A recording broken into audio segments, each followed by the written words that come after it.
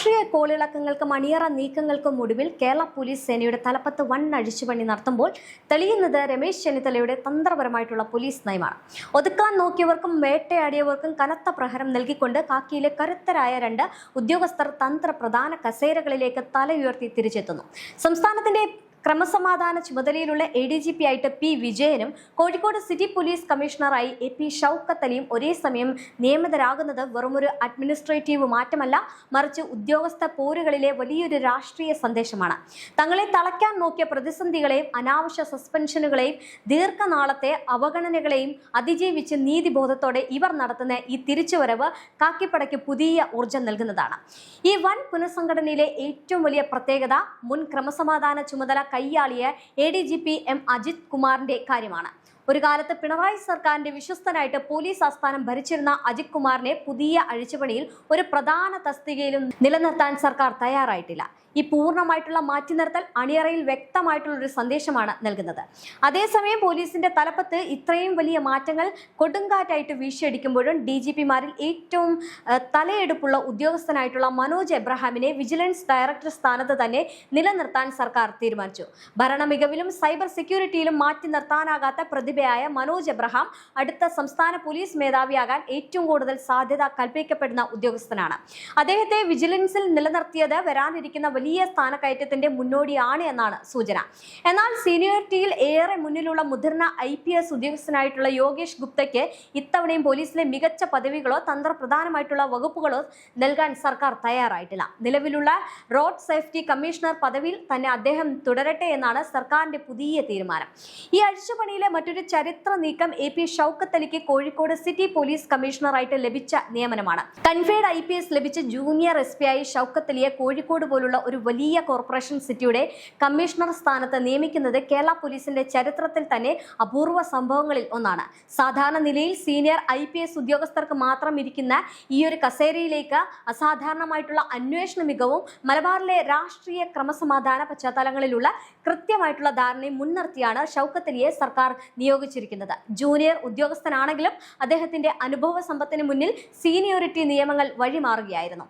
സംസ്ഥാനത്തെ ക്രമസമാധാന നില അതീവ സങ്കീർണമായ സാഹചര്യങ്ങളിലൂടെ കടന്നു പോകുന്ന ഈ വേളയിൽ P. വിജയനെ പോലുള്ളവരും ജനകീയരും ദീർഘവീക്ഷണമുള്ളതുമായിട്ടുള്ള ഉദ്യോഗസ്ഥർ ക്രമസമാധാന ചുമതലയിലേക്ക് വരുന്നതും ഷൗക്കത്ത് അലി ചരിത്രം നിയമനവുമായിട്ട് കോഴിക്കോട് സിറ്റിയുടെ നിയന്ത്രണം ഏറ്റെടുക്കുന്നതും പോലീസ് സേനയ്ക്ക് പുതിയ ഊർജ്ജം നൽകും.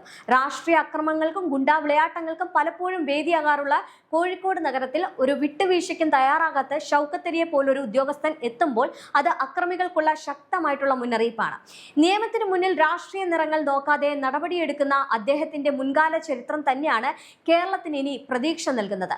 ഇന്ന് സംസ്ഥാനത്തിന്റെ ക്രമസമാധാന ചുമതലയിലുള്ള ADGP വിജയനാണ്. വിദ്യാർത്ഥികളിൽ അച്ചടക്കവും സാമൂഹിക പ്രതിബദ്ധതയും വളർത്തുന്നതിനായിട്ട് വിജയൻ രൂപം നൽകിയ സ്റ്റുഡന്റ് പോലീസ് കേഡന്റ് പദ്ധതി ഇന്ന് ദേശീയ തലത്തിൽ തന്നെ മാതൃകയാണ്. ഇതിനു പുറമെ കളമശ്ശേരി ബസ് കത്തിക്കൽ കേസ്, ശബരിമല തന്ത്രി കേസ്, ചേലമ്പ്ര ബാങ്ക് കവർച്ച തുടങ്ങിയ പ്രമാദമായിട്ടുള്ള നിരവധി കേസുകളിൽ അന്വേഷണ സംഘത്തെ നയിച്ച അദ്ദേഹം ശബരിമലയിലെ മാലിന്യങ്ങൾ നീക്കം ചെയ്യാൻ ലക്ഷ്യമിട്ട് തുടങ്ങിയ പുണ്യ പൂങ്കാവനം പദ്ധതിയെ പ്രധാനമന്ത്രി നരേന്ദ്രമോദി പോലും തന്റെ മൻ കി ബാത് പരിപാടിയിലൂടെ പ്രശംസിച്ചിരുന്നു. ഇങ്ങനെ ഔദ്യോഗിക ജീവിതത്തിൽ തിളങ്ങി നിൽക്കുമ്പോഴാണ് അദ്ദേഹത്തിന്റെ കരിയറിലെ ഏറ്റവും കറുത്ത അധ്യായമായിട്ട് മാറിയ എലന്തൂർ തീവണ്ടി വെപ്പ് കേസ് വിവാദം ഉണ്ടാകുന്നത്. ആന്റി ടെസ്റ്ററിന് സ്ക്വാഡിന്റെ ചുമതലയിലുണ്ടായിരുന്ന വിജയൻ കേസിലെ പ്രതിയെ കേരളത്തിലേക്ക് കൊണ്ടുവരുന്നതുമായി ബന്ധപ്പെട്ട് ഔദ്യോഗിക വിവരങ്ങൾ മാധ്യമങ്ങൾക്ക് ചോർത്തി നൽകിയെന്നായിരുന്നു ഉയർന്ന ആരോപണം. തുടർന്ന് 2023 വിജയനെ സർവീസിൽ നിന്നും സസ്പെൻഡ് ചെയ്തു. എന്നാൽ ഒടുവിൽ ആരോപണങ്ങളിൽ സത്യമില്ല എന്ന് തെളിയിച്ച് ഇന്റലിജൻസ് തലവനായിട്ട് തിരിച്ചെത്തിയ വിജയൻ ഇപ്പോൾ ക്രമസമാധാന ചുമതലയിലുള്ള ADGP കസേരയിലേക്ക് നിയമിതനാകുന്നത് രാഷ്ട്രീയ ഉദ്യോഗസ്ഥ തലങ്ങളിലെ പകപോക്കലുകൾക്ക് കിട്ടിയ കനത്ത തിരിച്ചടിയാണ്. P. വിജയൻ സംസ്ഥാനത്തിന്റെ ക്രമസമാധാന ചുമതല ഏൽക്കുമ്പോൾ രാഷ്ട്രീയ ആക്രമണങ്ങളുടെയും വടംവലികളുടെയും കേന്ദ്രമായ കോഴിക്കോട് നഗരത്തെ ഭദ്രമാക്കാൻ എത്തുന്നത് മറ്റൊരു ഉരുക്കു മനുഷ്യനായിട്ടുള്ള AP ഷൗക്കത്ത് അലിയാണ്. ഷൗക്കത്ത് അലിയുടെ ഔദ്യോഗിക ജീവിതത്തിലെ ഏറ്റവും വലിയ വഴിത്തിരിവും CPMന്റെ കണ്ണിലെ കരടായി മാറ്റിയതുമായിട്ടുള്ള ദൗത്യം TP ചന്ദ്രശേഖരൻ വധക്കേസ് അന്വേഷണവുമായിരുന്നു. മുടക്കോഴി മലയിൽ ഒളിച്ചിരുന്ന കൊലയാളികളെ സംഘത്തിലെ തലവൻ കൊടിസുനി, കിർമാണി മനോജ്, മുഹമ്മദ് ഷാഫി, അന്തരിച്ച CPM നേതാവ് PK കുഞ്ഞനന്ദൻ എന്നിവരെ അഴിക്കുള്ളിലാക്കിയത് ഷൗക്കത്ത് അലിയുടെ നേതൃത്വത്തിലായിരുന്നു. കേസിൽ ഗൂഢാലോചനയുമായി ബന്ധപ്പെട്ട് ആരോപണ വിധേയനായ അന്നത്തെ CPM കോഴിക്കോട് മുൻ ജില്ലാ സെക്രട്ടറി P മോഹനന്റെ അറസ്റ്റ് രേഖപ്പെടുത്തിയതും ഇദ്ദേഹമാണ്. ദേശീയ ഏജൻസിയിലെ ഡെപ്യൂട്ടേഷൻ കാലാവധി കഴിഞ്ഞ് കേരള പോലീസിലേക്ക് തിരിച്ചെത്തിയ ഷൗക്കത്ത് അലിക്ക് CPM നേതാക്കൾക്കെതിരെ കടുത്ത നടപടികൾ എടുത്തതിന്റെ പേരിൽ അന്നത്തെ ഭരണകൂടത്തിൽ നിന്നും വലിയ അവഗണന നേരിടേണ്ടി വന്നിരുന്നു. പ്രധാന പദവികളൊന്നും നൽകാതെ മാറ്റി നിർത്തിയെങ്കിലും നിയമത്തിന്റെ വഴിയിൽ അദ്ദേഹം വിട്ടുവീഴ്ച ചെയ്തില്ല. നിലവിൽ കേരള രാഷ്ട്രീയത്തിൽ വൻ വിവാദവുമായി നിൽക്കുന്ന മുഖ്യമന്ത്രി പിണറായി വിജയന്റെ ഗൺമാൻ നവകേരള യാത്രക്കിടയിൽ കോൺഗ്രസ് പ്രവർത്തകരെ മർദ്ദിച്ച കേസിന്റെ പ്രത്യേക അന്വേഷണ ഉദ്യോഗസ്ഥൻ കൂടിയാണ് ഷൗക്കത്ത് അലി. ഉന്നത ഉദ്യോഗസ്ഥർക്ക് നേരെ പോലും വിരൽ ചൂണ്ടുന്ന അന്വേഷണത്തിനാണ് അദ്ദേഹം ഇപ്പോൾ ചുക്കാൻ പിടിക്കുന്നത്.